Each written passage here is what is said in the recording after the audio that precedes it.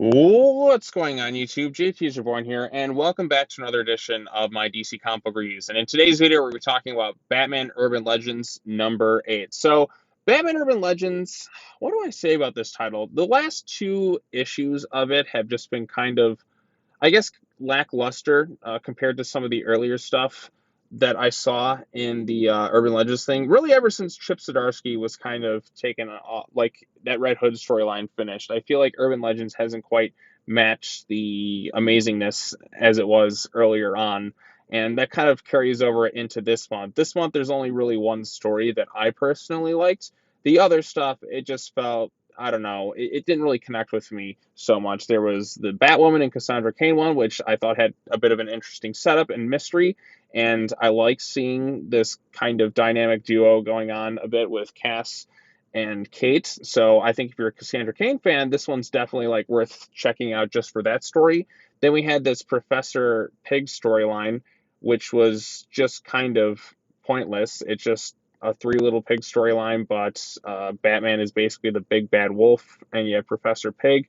I've never been a huge Professor Pyg fan in general, just kind of a really kind of weird, psychotic villain of sorts. Never loved them, never really hated them. I've just never really been huge into them. Then you had an Azrael storyline written by Dan Waters, who also just wrote that the Arkham City comic book that I just talked about like right before I hit record on this thing. So I read that and I just did a review on that. So I'm going to be posting these videos kind of simultaneously because I am a little bit behind this week. Um, so we have that one, and this one kind of ties into that. Like it's the first part of it that's set before that whole situation, as it's kind of stating here. And Azrael, as some of you may know, was in the Justice League Odyssey book, which I did not read, but I know they went to space and did all sorts of crazy stuff there. Maybe I'll check out that book at some point. I don't know. There's just so many books to kind of read to catch up on. Like if you fall behind one week, forget about it. It just feels like you'll never catch up. And that's kind of me with this whole fear state thing. I'm like, oh my God, how many freaking books do you have to read the whole event? There's just so many. And I'm so overwhelmed by all that's kind of happening in this thing. So you got that one, which was also kind of just okay, nothing really special about it. And then you had the Outsiders, which I love Batman and the Outsiders by Brian Edward Hill. But this Outsider storyline, it's referencing stuff in Future State, which I didn't quite read. I read that Signal book, which came out, what, like a few months ago? So I guess I'd have to kind of go back and reread that to kind of put myself in a perspective of what's going on with Duke Thomas and all that. So if you haven't really followed everything, you're just kind of picking this thing up, you're going to be kind of lost, especially in that Outsider storyline. That's probably why I didn't really find myself that immersed in it, because it kind of requires reading like other books to kind of get the setup for it. And yeah, I do read a lot of Batman comic books, but I can't remember every single thing that happens every single month. And like I said, I read that Signal issue a while back, and I kind of like was even confused by some of the stuff happening in that thing. So I found myself kind of confused and just wondering what the hell was happening for the most part in the Outsiders one. That one was written by, like I said, Brandon Thomas. So that one didn't really do it for me either. I've actually read better Outsider stuff kind of in this Urban Legends book. I think the first three issues had an Outsider story, if I recall correctly. But I guess we can quickly summarize some of the stuff that happens in this thing. The only story I really liked in it is this first one. Basically, the setup for this one was Batgirl, in this case Cassandra Cain, is seen kind of attacking and murdering people on this image here. And Kate's kind of confused there. She's with her sister, who's like Red Alice. As you can see, she kind of has that like issue where she's kind of seeing things that are definitely traumatized. Renee Montoya shows up, was like, hey, we got a bat killing people. You know anything about this? Maybe I do, but you know what? I'm going to go ahead and take a look at this thing myself. And then she confronts Cass, and Cass is like, you don't believe I would actually do something like this? Oh, I know you wouldn't. And it turns out there was something going on here. I think it's tied into the whole anti-Oracle program that hacked through Oracle stuff, and it's probably another thing having to do with the magistrate. But like I said, there's a bit of a mystery and intrigue going on here, trying to figure out what's going on here. And I always like the whole detective mystery story that they have to kind of figure things out. It shows that it's only going to be 2 issues, so they're going to have to wrap this thing up pretty quick, I suppose. But I kind of wish it was more so than some of the other stuff in here.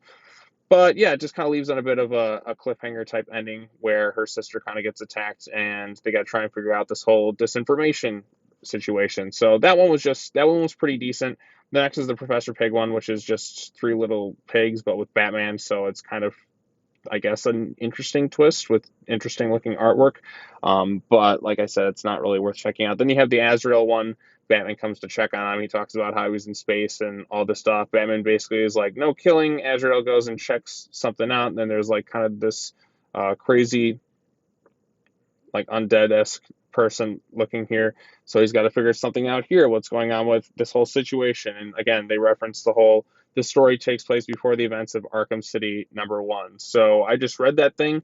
Azrael, I don't believe, I can't recall, was in the issue at all. So, but this thing's set before that. I don't know where the timeline of all this stuff is. Then you have the whole outsider situation, and that one is, well, unless you read all of Future State, which I did not because I wasn't really all into Future State. It's referencing stuff. It kind of jumps around time a bit. Then all of a sudden they're back in time. They have like Black Lightning is just kind of like this energy source.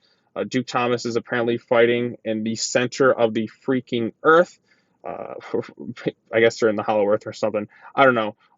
So he's off doing his thing, and then kind of at the end of the issue, all sorts of crazy stuff happens, and Tim Drake shows up as Red Robin. So at least that's kind of cool. Tim's going by Red Robin now to kind of distinguish himself from being Robin, and that good for Tim. It's nice to kind of set apart the different Robins. I wish his costume would change to look different. I don't know. I feel like Tim Drake needs a new code name that isn't Robin, isn't Red Robin, because when you say Red Robin, everybody immediately, if you're not really following the comics, you're going to think the burger chain, which, you know, I'm a rewards member for. I just think Tim needs to change his name from, you know, not Robin or Red Robin, something different. What was it? The Tomasi Super Sons like Up Tomorrow crossover. They did the whole he made himself be the name Savior. Granted, that was kind of a villainous version of Tim Drake, but at least it was something different. This one, it's just, hey, I'm Red Robin again. Just come up with a different name at this point. And also, what age is Tim Drake? Does he ever age? It feels like there's some characters who never really seem to age much, and Tim Drake is one of them. John Kent is older than Tim Drake now, it seems, and that just seems utterly ridiculous to me that John Kent, who is one of the more newer characters, gets aged up to being what, like 18 years old now, when Tim Drake looks like sometimes he's 16, sometimes he looks like a little kid. Other times they're like, oh, he's in college and all that. What is Tim's age?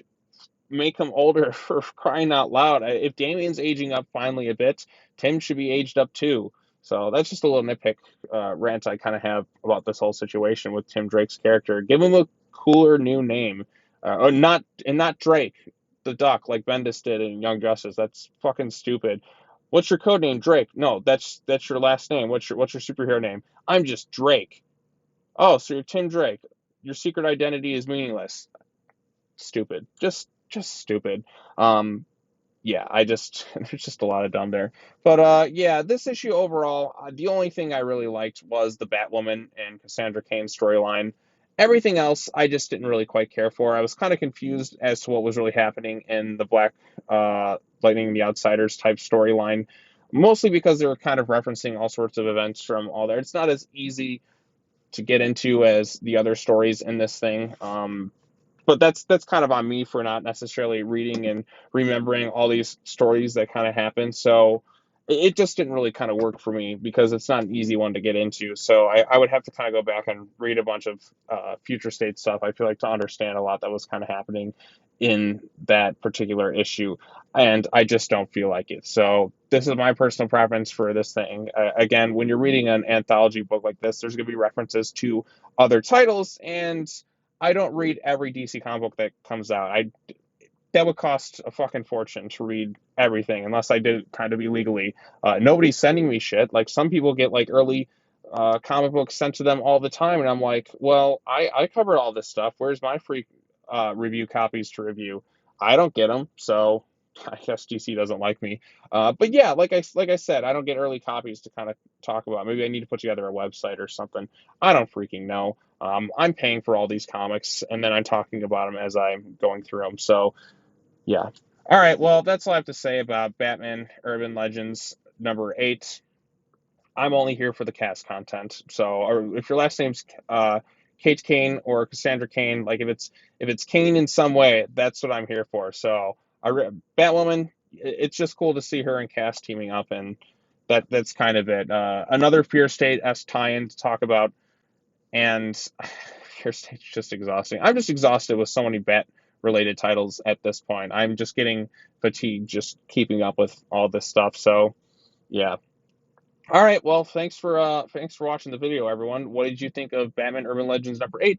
Tell me your thoughts in the comment section down below. Hit that bell for notifications, like this video, share it with your friends, subscribe to the YouTube channel for more content, and I will see you all next time. As always, take care now. Bye-bye then. Peace.